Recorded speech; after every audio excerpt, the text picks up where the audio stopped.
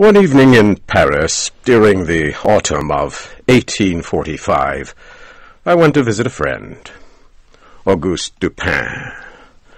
We were smoking our pipes and talking when the door of his apartment opened.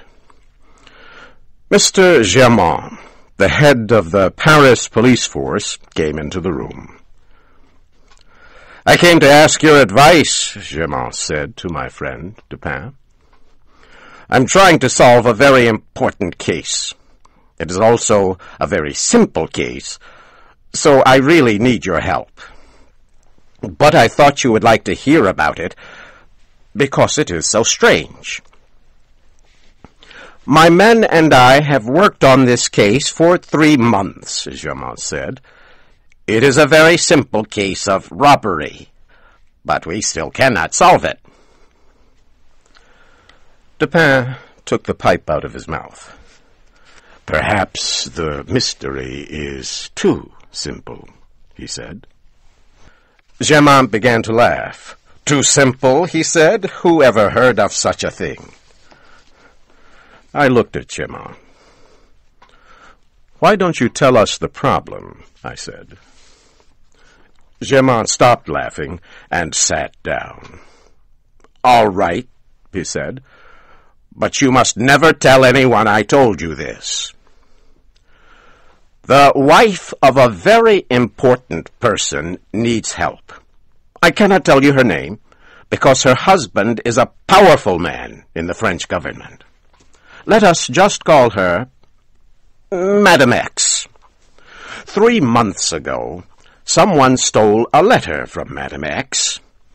She is offering a large amount of money to anyone who can return the letter to her. We know that her husband's political enemy, Mr. Darcy, stole the letter.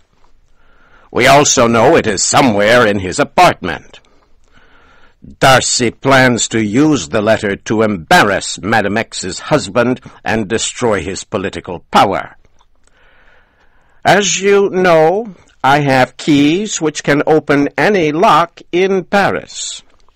For the last 3 months, my men and I have spent every evening looking for the letter in his apartment, but we cannot find it."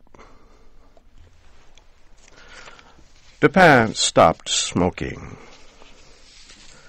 "Tell me how you looked for it," he said.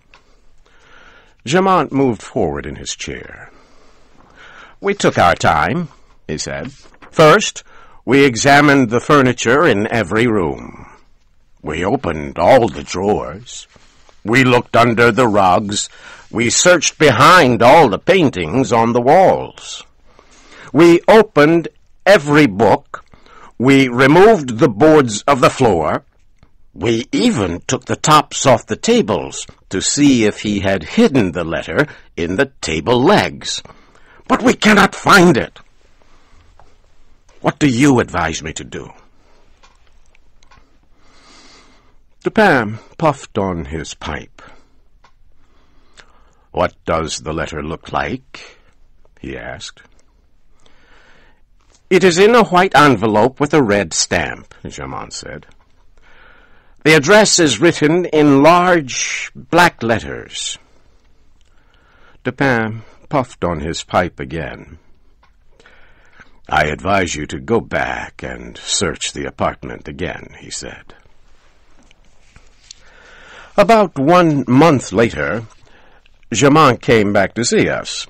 "I followed your advice," he said, "but I still have not found the letter." Dupin smiled. "I knew you would not find it," he said.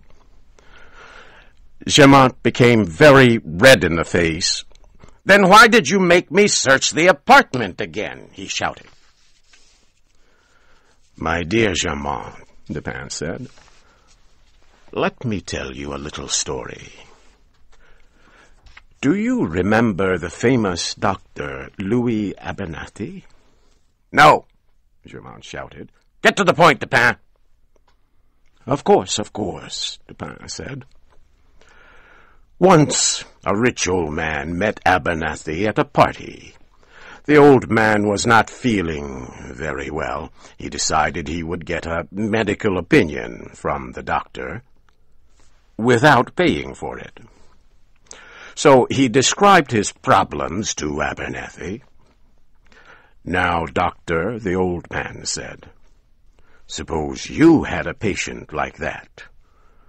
What would you tell him to take?"